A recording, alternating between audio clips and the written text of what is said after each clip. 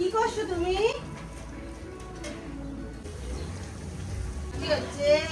ওটাই আমার পছন্দ, আমি খুঁতখুঁতে আমি কি করবো বলো। Good afternoon everyone, welcome back to my channel. আশা করি সবাই সুস্থ আছো, ভালো আছো, স্বাভাবিক আছো। আমরাও খুব খুব খুব ভালো আছি। কুট্টি সকাল সকাল উঠে দোকানে চলে গেছে 11:30টার মধ্যে। আমিও ঘুম থেকে তখনই উঠে পড়েছি। আজকে মঙ্গলবার, বজরংবলীর পুজো আছে। এখন বিছানাপত্র ক্লিনিং করলাম। এখন যাব স্নান করতে। স্নান করে পুজো টুজো দেবো, দিয়ে আজকে দুপুরে বলেছি মাম্মামকে ভাত খাবো না, আজকে একটু পরোটা খাবো। কারণ নিরামিষে না ভাত খেতে আমার ঠিক ভালো লাগে না, কারণ আমার মুগ ডাল খেলে আমার কুট্টি দুজনেরই গ্যাস হয়ে যায়। ওই জন্য ভেজ মানে তো মুগ ডাল হবেই। ওই জন্য বললাম যে একটুখানি আমি প্লেন পাতলা আলুর তরকারি বানাবো আর পরোটা বানাবো। পরোটাটা মাম্মাম নিজে বানিয়ে দেবে আর আমি ওপরে গ্যাসে তরকারিটা বানিয়ে নেবো। আর আজকে আবার মঙ্গলবার, যেহেতু রাত্রিবেলা মানে সন্ধ্যেবেলা আবার বজরংবলীর মন্দিরে যাওয়ার আছে। আগের মঙ্গলবার তো যেতে পারিনি, কারণ বিয়ে বাড়ির জন্য মানে যাওয়া ঠাওয়া ছিল লখনৌতে, ওই জন্য যেতে পারিনি। যেন আজকে এই সপ্তাহ থেকে আবার টানা প্রত্যেক মঙ্গলবার মন্দিরে যেতে হবে। তোমার কি এখন শরীরটা একটু ভালো আছে? ভালো আছে? আচ্ছা, মুখটা শুকিয়ে গেছে বাচ্চাটার আমাদের। এটা কাকায়ের, রেখে দাও। চলো নিচে যাবে, চলো। স্নান টান করে পুজো টুজো দিয়ে সোনা বাবার সাথে একটু খেললাম, তারপর আবার সোনা বাবাকে নিচে দিয়ে এলাম, কারণ দিদি ওকে খাওয়াবে। হঠাৎ বারান্দায় ধূপধাপ আওয়াজ হচ্ছে, এসে দেখি এদিক ওদিকে জিনিস ধূপধাপ করে পড়ছে, কারণ বাইরে হঠাৎ করে দেখো ঝড় টাইপের উঠেছে। এই দেখো, বুঝতে পারছো? এক্ষুনি মনে হচ্ছে বৃষ্টি নামবে। কালকে তো বাড়িতে সরস্বতী পুজো। আমার বাপের বাড়িতে যতদিন আমরা পড়াশোনা করতাম ততদিন সরস্বতী পুজো হয়েছে, বাট বিয়ে মানে আমার বিয়ের পর থেকে আর সরস্বতী পুজো বাড়িতে হয়নি। বাট শ্বশুর বাড়িতে সরস্বতী পুজো হয়। আর এই বছর তো আরও এক্সাইটেড আমরা, কারণ সোনা বাবা কালকে সরস্বতী পুজো হাতে করিয়ে দেবে। কারণ ওর নেক্সট মান্থ মানে মার্চ মাস থেকে স্কুল শুরু, মানে যেগুলো ছোটোখাটো স্কুল হয় আর কি বাচ্চাদের, সেই স্কুল শুরু। সেই জন্য এই কালকে সরস্বতী পুজোতেই ও হাতে করি দেবে। আমাদের ঠাকুর ঘরটা খুবই ছোট, তোমরা জানো, দুজন একসাথে বসা যায় না, এতটাই ছোট।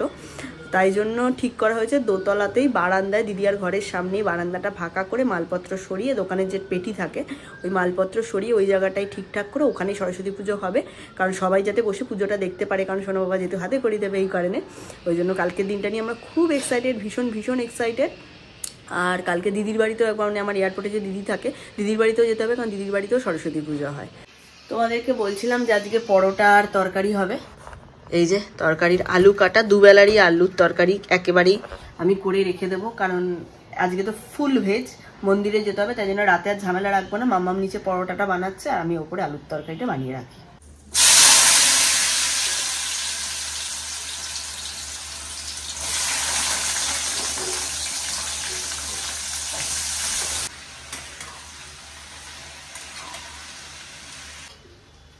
যতবার রান্না করতে গিয়ে এখানে ফোটা ফোটা তেল জল কিছু পড়ে, আমি একবার খুন্তি নাড়াই আর একবার কাপড় দিয়ে এখানটা মুছি। মানে কুর্তি তাই আমাকে বলে, তুমি এত খুঁতখুঁতে, মানুষ তো রান্নার পর একেবারে পরিষ্কার করে। ভাই না, আমার ওই নোংরা জায়গার মধ্যে রান্না করে যাচ্ছে, আমার একদম পোষায় না। কিন্তু যতবার দেখো আমি রান্না করছি, আমার এখানে এক ফোঁটা কোনো নোংরা নেই। ওটাই আমার পছন্দ, আমি খুঁতখুঁতে আমি কি করবো বলো।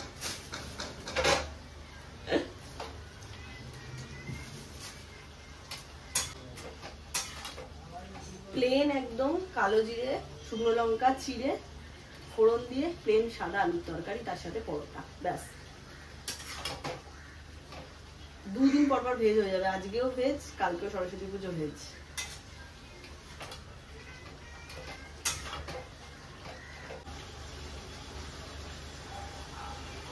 নুন আর চিনি দিয়ে দিলাম একবারে।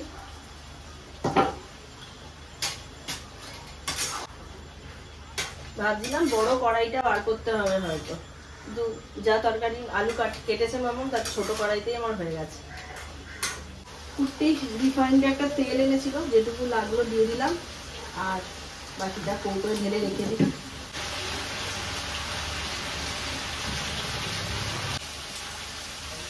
আলু ভাজা হয়ে গেছে, এবার জল দিয়ে দেবো।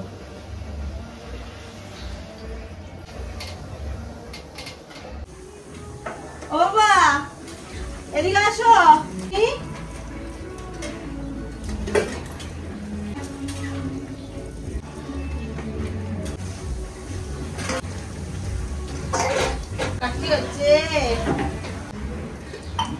তরকারি রেডি, চাপা দিয়ে রেখে দিয়েছি। নিচে মাম্মাম পরোটা করছে, পরোটা হয়ে গেলে খেয়ে নেবো। এই সকালবেলা তো বেরিয়ে গেছিলাম, আর এই জাস্ট কিছুক্ষণ আগে ফিরলাম তখন কটা হবে 6:15। বাড়ি এসে কাজ ছিল সেগুলো সারলাম, সেরে স্নান টান করে ঠাকুর ঘরে গেছিলাম একটু। এবার করবো লাঞ্চ, তো আর বলা যায় না এটাকে, এই সন্ধ্যাবেলা একটা টিফিন আর কি। রিম্পা আলুর তরকারিটা গরম করছে, পরোটা দিয়ে খাবো, খেয়ে যাবো একটু হচ্ছে আমরা হনুমান মন্দিরে। মঙ্গলবার লাস্ট দুটো মঙ্গলবার যাওয়া হয়নি, অকেশন চলছিল আর কি, সেজন্য যাওয়া হয়নি। তাই আজকে আবার 2 সপ্তাহ পর আজকে আবার যাবো। ঘড়িতে বাজে 7:40, চলো। আমার তাড়াতাড়ি এই যে সব নিয়ে নিয়েছি পুজোর, চলো। ঘুম পেয়েছে? ঘুম পেয়ে যাচ্ছে, খুব প্রেশার যাচ্ছে এখন। বলছি তো সব ছেড়ে ছুড়ে দিয়ে চলো বনবাসে চলে যাই।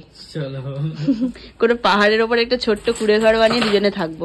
ওর মতো শান্তি আমার মনে কিছু নেই। চলো চলো দুজনে গিয়ে থাকবো, চলো। চলো ঘুমিয়ে পড়বো নাহলে। চলো। পাশের গলিতে আমাদের সরস্বতী পুজো হচ্ছে, রাত্রিতে সবাইকে কালকে নেমন্তন্ন করে গেছে। এই পুজোটা আমরা যখন ছোট ছিলাম, মানে অনেক ছোট ছিলাম, তখন আমরা বিশাল বিশাল বড় করে সরস্বতী পুজো করতাম, বিশাল বড়। সেটাই দেখলাম এখন বাচ্চারা করছে পেছনের গলিতে, দেখেও ভালো লাগলো। ওরা পাড়া এসে নেমন্তন্ন করে গেছে, বলেছে সবাই মিলে কালকে রাত্রি যেন আমরা খেতে যাই। যেতে যত কোচিং টোচিং করছে দেখছি সব সরস্বতী ঠাকুরকে দিয়ে সাজাচ্ছে পুরো। এই টাইমগুলোতে আমরা আগে ছোটবেলাতে স্কুলের লাইফ, কোচিংয়ের লাইফ। স্কুলে যেতাম আমরা সকালবেলা রেডি সেডি হয়ে, একদম হয়ে ফুল মাঞ্জা দিয়ে স্কুলে যাবো।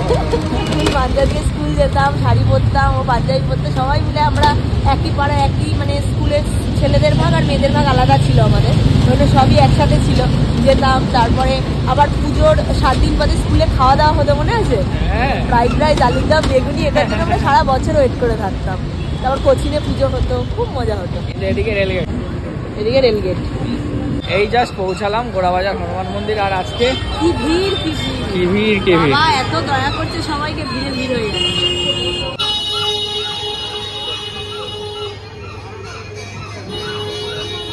ফুল নেওয়া গেল।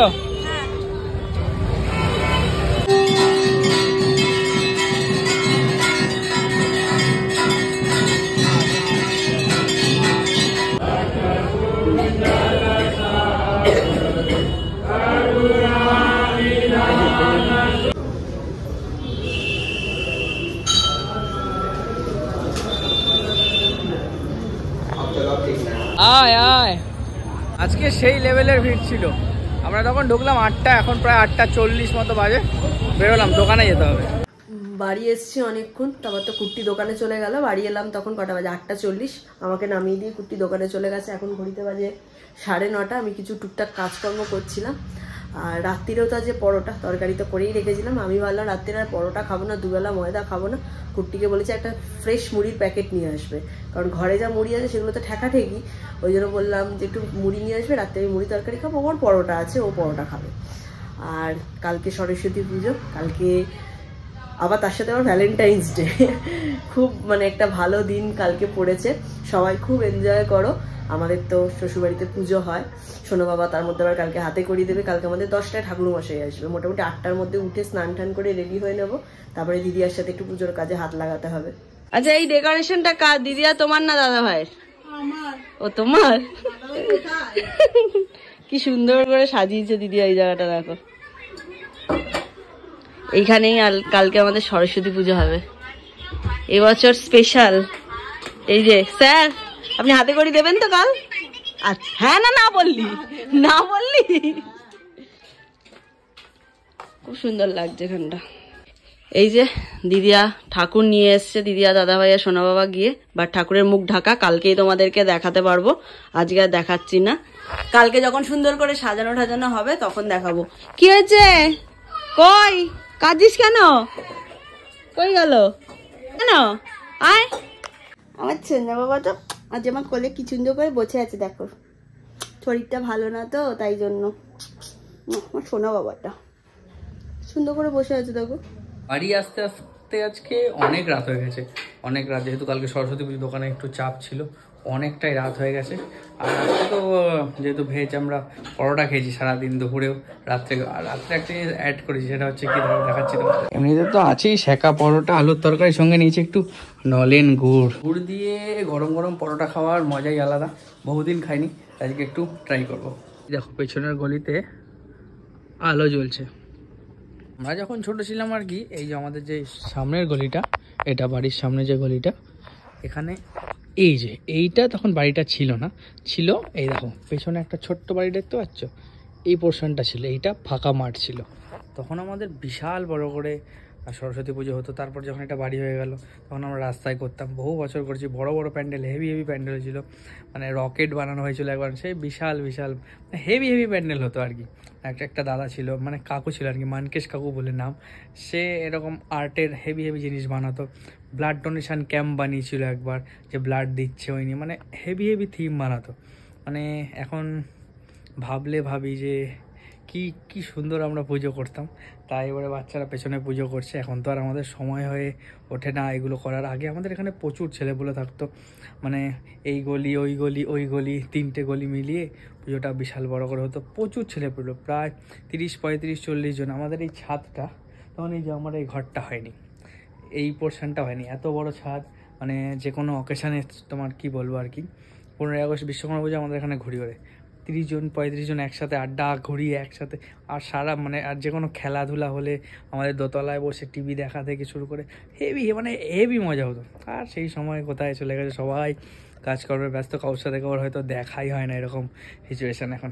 চলো, আমরাও ব্যস্ত হয়ে পড়েছি প্রচুর, কি আর বলবো। চলো তাহলে আজকের মতো টাটা।